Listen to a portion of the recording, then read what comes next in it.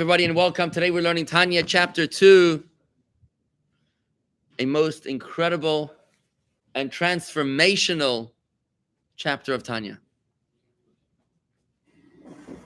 I spoke in the previous lesson about how important it is to read this first lines of chapter 2 before you daven, to give you a mindset, a paradigm shift with which you can approach the intimacy of prayer.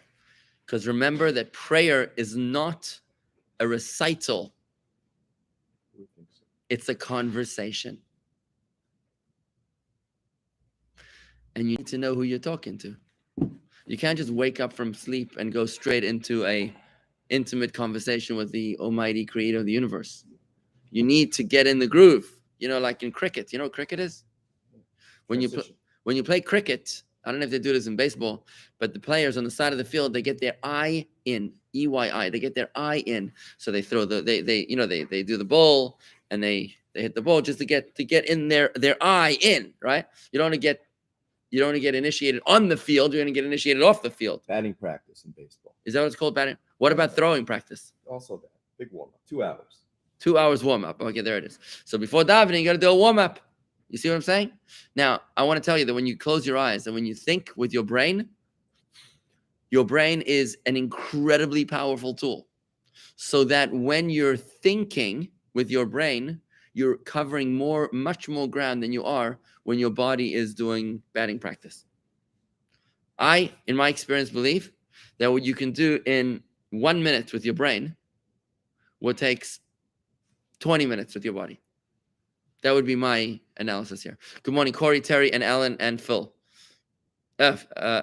Did I say Phil? Phyllis. Okay, good. So let's go into Tanya here. Okay.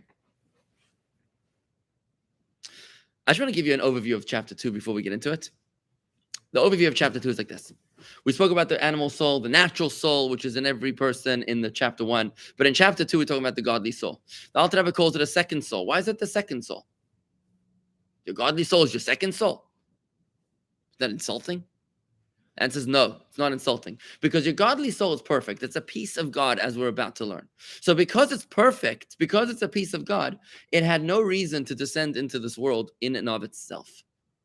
There was no reason for the godly soul to be dispatched 1 billion miles away, anthropomorphically speaking, to this world in order to improve itself. Because it's already perfect. It's already infinite.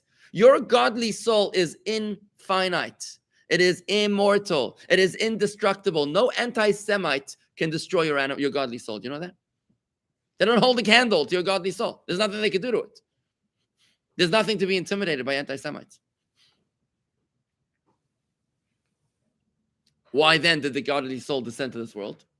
Later on in Tanya, in the 30s, 35, 36, and 37, the Alter Rebbe will explain to us that the purpose of the godly soul's descent to this world is in order to improve and tame the animal soul.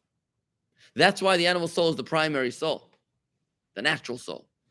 In certain respects, it's like an animal. Animals are beautiful, amazing creatures. Look at a horse. A horse is majestic. But if he's untamed, it could be extremely dangerous. But a tamed horse, wow, it's a masterpiece. Who tames the horse? You need a mensch. You need a rider, right? How do you tame the horse? You need obstacles. You need, what do they call them? The things they jump over? Equestrian jumps. What do they call them? Equestrian jumps. Those obstacles, they have a name for it. Yeah, they have obstacles. In much the same way, in order to tame our animal soul, God gave us a godly soul. That's who we are. And how do we tame the animal soul? With obstacles in our path.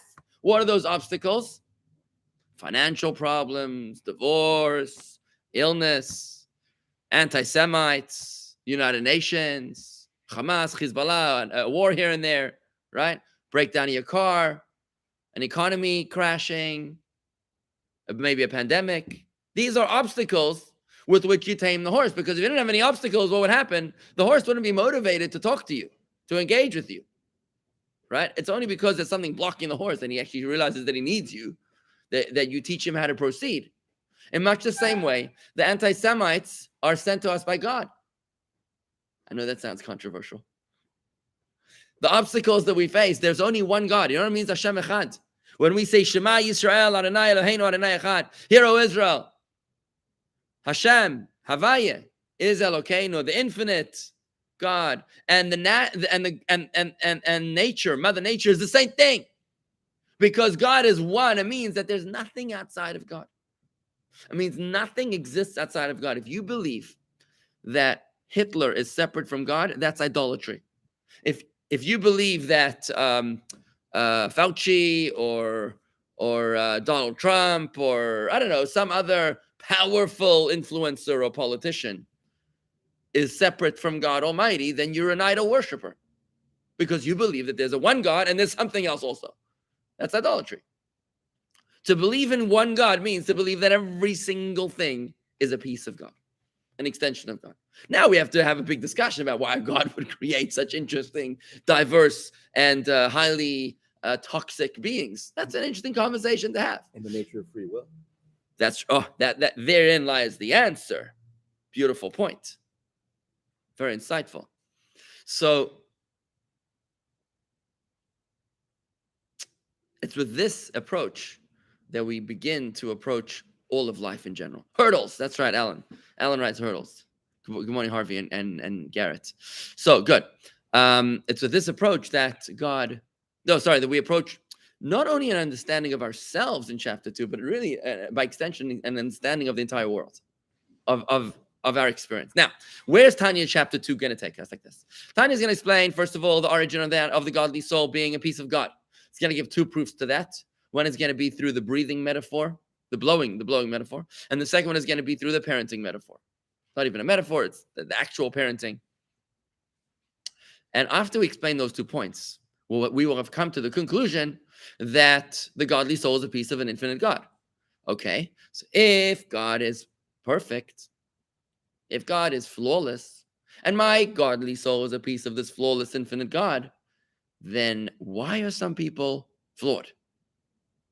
Why are some people? Everybody's flawed.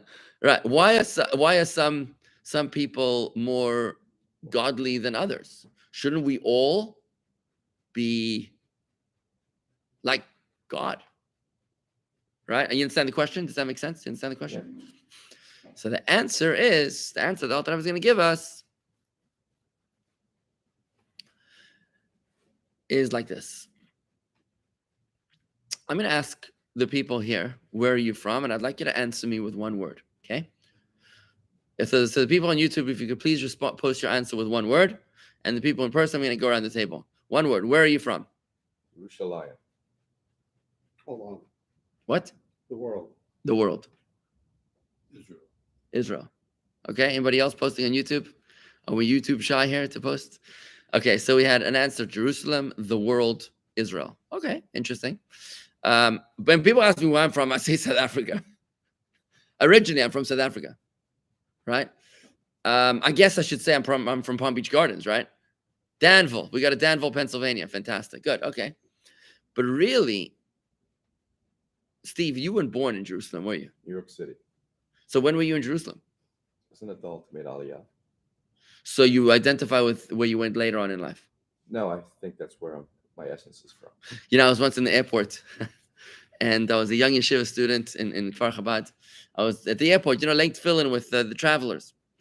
And this distinguished-looking fellow comes over. I didn't realize at the time, but he was Mordechai ben David, who was like the king of Jewish music of his era, of the 80s and the 90s. He was the king. So I said, are you going home? Because he was leaving. It was in departures, right? Leaving Tel Aviv. So I said, you going home? So he says, in a deep voice, this is my home. And I was, that's a good answer. This is my home. So I figured, obviously he's going. I realized that he was an American, but he was, identifying with the land of Israel. Because a Jew can identify with where he was born. Any person can identify with where he was born. You can identify with where you live right now. You can identify where you should be, maybe in Jerusalem. You say you probably weren't born in Israel and you identified with Israel. That's where I came from. Way back. Why do you say Israel? Maybe you should have said heaven. Nobody around this table said heaven. It's a place. It's not a place. Oh, yes, it is. What's the place? Geographic place. geographic. Oh, so it's got to have latitude and longitude? Well, if you say where you're from, it doesn't necessarily imply geography. You're right. That's right. Are you in a good place? You know, when you say to someone, you're in a good place, you're in a bad place, that's not longitude and latitude, No. right? It's a space, right? So I think you'd agree with that, right? Yeah. So nobody here around the table said heaven. No. Now within heaven, by the way, there's many places. You could be from customs control from heaven. It's called Malchus Datzilus. You could be from a higher state, you know, from the airport, which is called Chachma Datzilus. You could be coming from a much higher place, Adam Kadmain, or you could be coming from Atzmus Ein Sof, or the true root, which is Atzmus Amahus, right? These are this is a very short map I just gave you right now, but nobody identified with that, because what happens is as we evolve our lives, we tend to identify with various places, various stops in our lives. Some of us are so impressionable that we change based upon where we are right now. We identify by this place, by this moment. Others amongst us don't. So, for example, you look at your parents. Did your parents have an accent when they came from Europe? Did your grandparents have an accent? You know, a certain generation, 1 or 2 generations ago, they came from Europe and they wanted to be Americanized. A lot of people wanted to be Americanized, right? Because they didn't want to identify as a Polish or a German Jew or a Russian Jew. They wanted to identify as an American first, right? They were trying to change that, to force that orientation. Think about it like, you know, right-handed, left-handed people, they're trying to reorient them as right-handed people. You're trying to force something through. In much the same way, some of us still identify as, you know, as talk to some people, they're like, no, I'm not American. I'm a Jew. You know, depending on who you talk to, and I wonder if you could ever identify, if somebody asks you where you're from, you say, Shamayim. What's Shamayim? Heaven. That's an interesting answer. You said Olam, world, but how about if you said Shamayim? Your body is from this world, your soul is from heaven. You just betrayed your identification with your body more than with your soul. You see what I'm saying? Right? It's interesting. Now, there's nothing wrong with you for doing that. It's just a matter of how you identify. And that's exactly the answer that Alter Rebbe gives us, which is we all originate in the same place. The question is how we identify along the journey. And therefore, those of us that are pure of spirit and are able to retain our original passport, citizenship, even here, we still identify as heavenly. But then the most amongst us are different to that. And he brings a beautiful metaphor from pregnancy. The entire human being, the baby, originates in that one zygote, which is the bonding of the sperm and the egg in one. That's it. The entire body. The pancreas, the hair, the elbow, the brain, the eyeball, the fingernail, everything comes from that same original zygote, right? So why is this a fingernail and this is a brain? Why did this guy get the raw end of the stick and this guy got top billings? The reason is because of how they evolved during 9 months of pregnancy. And that's the answer to the question. Does that make sense? It's a beautiful answer to the question. We all originate in the same place, and we all identify it differently. And then at the end of the chapter, well, he brings in another beautiful, very important point. And this is important to have an overview of where we're going. I feel it's always important to know where we're going in advance so that we can not lose sight of the forest because of the trees. He's going to say that even when the limbs of the body are connected, even when the limbs of the body are seemingly disconnected from their origin because they've developed such a new and unique identity, even then they're still connected to their original identity. How? Through the brain of the baby. Why? Because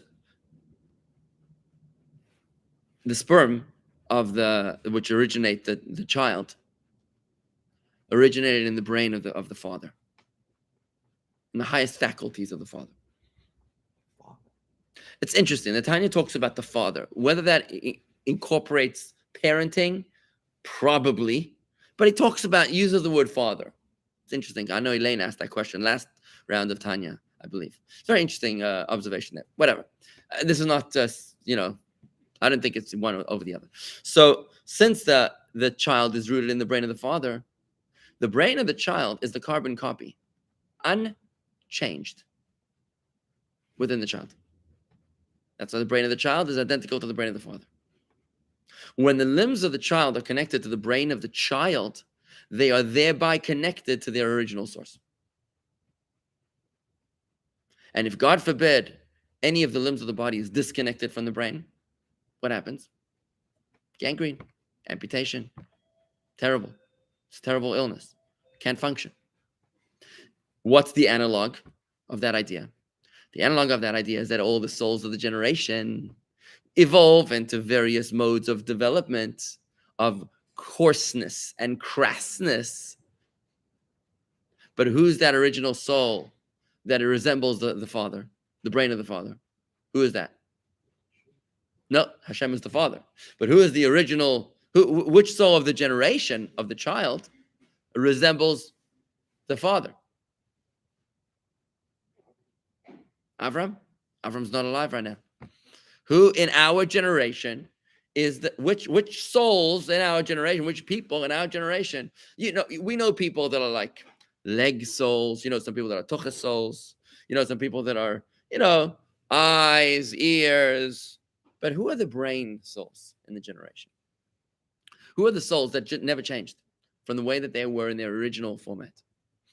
These would be the spiritual leaders of the generation, the Rebbe of the generation. And you're correct, and you said Abraham. Abraham in his time, Moses in his time, Samson in his time, King David in his time, Mordechai and Esther in their time, Gilad in his time, and so on and so forth, the leaders of the various generations. So the Rebbe of the generation is the brain soul of the generation. You looking at me? I'm asking if it's you. Oh, you're asking me if it's me. Well, I'll say, Keith wants to know what a tucha soul is. I don't know. He knows. When you'll know. He knows. So you're asking if it's me. I'll tell you what. The Rebbe of our generation is the Rebbe. I'm an emissary of the Rebbe, which means I strive to represent the Rebbe. So whilst on my own, I'm probably far removed from the brain of the generation. Nevertheless, because I have submitted to be the emissary of the Rebbe, therefore I feel that as long as I can mitigate my own ego, the Rebbe will shine through me to those people that I reach. Right? And that's a biblical concept, which happened with Moses as well. When Moses was a little overwhelmed, he needed more manpower, so he shared his spirit with the 70 elders. Right? Anyways, so back to this. So therefore, what does that mean? Says the Alter Rebbe in chapter 2 of Tanya in a stunning chidush. He says this is a stunning a novelty revelation teaching. He says this is why it's so important to honor the Torah scholars and to be connected to the Rebbe of your generation.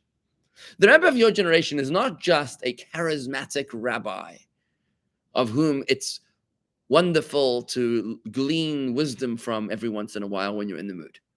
No, the Rebbe of your generation is the sole root of your generation. So that when you connect to the Rebbe of your generation, you're connecting with the Father. And that's why it says in the Zohar, Man pnei ha'odin havayeh dor rabbanon. What is the face of God? It's the rabbis. That's what it says in the Zohar. Isn't that an incredible quote? What is the face of God? It's the rabbis. I mean, that sounds almost idolatrous, God forbid. But based within the context of this teaching, you realize that just like the child's brain is a carbon copy of the father's brain, so too the brain of the generation, the spiritual brain of the generation, the Rebbe of the generation is a spiritual copy of the original soul, of the infinite soul, the roots of the godly soul. And therefore, this is the reason why we have something called hiskashrus. Hiskashrus is a powerful concept we teach in Hasidus Chabad, which is an idea of being connected to the Rebbe. You need to be connected to the Rebbe. How do you connect to the Rebbe? By learning by following the directives of the Rebbe. When you learn the things that the Rebbe wants you to learn. For example, chitas. We speak about Chayenu often, and Keith has just started Chayenu. Chayenu, which is the publication that mails to your home every week, the daily Chumash, the daily Telem, the daily Tanya. You can subscribe, by the way, chayenu.org, chayenu.org. You can subscribe, and they'll mail to your house for free for 7 weeks, I think. When you study Chitas, when you give tzedakah every day, when you daven with the minyan, when you do the things that the Rebbe wants you to do, you're connected to the Rebbe, and this is a big deal. This is also the reason why, when we have a problem, where do you go? We go to the Ohel. The ohel is the Rebbe's resting place. Why am I going to the ohel? Why am I going to the ohel? Why am I going to a cemetery to solve my problems? Who goes to a cemetery? You got a problem, you go to a bank, you go to a, you go to a lawyer, you go to a doctor. Why am I going to a cemetery? The reason is because by going to the cemetery, you're connecting not to a physical human being, you're connecting to a spiritual soul root of your generation. The fact that the body is deceased makes no difference to the presence of the soul being there. The godly soul of the Rebbe is the root of the generation. So when I want to connect to the Father, I go through the heart, through the brain of the generation. That's how I connected to the spiritual Father, which is Hashem, right? That is the major component of this chapter. The chapter concludes by saying one final point. The final point of the chapter is that in addition to the root of the godly soul, in addition to the root of the godly soul being rooted in holiness, even if you are a very, very high soul in identification, the thoughts of the parents during conception creates a membrane through which the soul is either more or less sensitive to spirituality and holiness. You can have a lofty soul born into coarse or crass parents who experience intimacy under selfish or ulterior motives. And therefore, their union drew down a soul membrane which is thick, that doesn't allow that lofty soul to be easily inspired. It's going to take a thick skin. It's going to take a lot to inspire that soul. And me as a Chabad rabbi and with my colleagues, our job is to reach out to our fellow Jews with so much love, unconditional love, to try to break through that thick, coarse membrane, to be able to find the oil, the gold that lies buried beneath the surface, because we know that beneath the surface lies unspeakable treasure within every single Jew. Mayan. The Mayan, the wellspring. You just got to dig deep. And if you haven't found the gold, you got to dig deeper. You got to get a better drill. And that, my friends, is the summary of chapter 2. We'll carry it on next week, God willing. Thank you, Andy, for your beautiful comment. And yes, we are almost at 1,000 subscribers from Australia. Thank you very much. And Amsterdam. We have a guest from Amsterdam here today. Wonderful. Wow. Thank you very much, everybody, for joining us here today. Shalom, and have a wonderful day. Be well.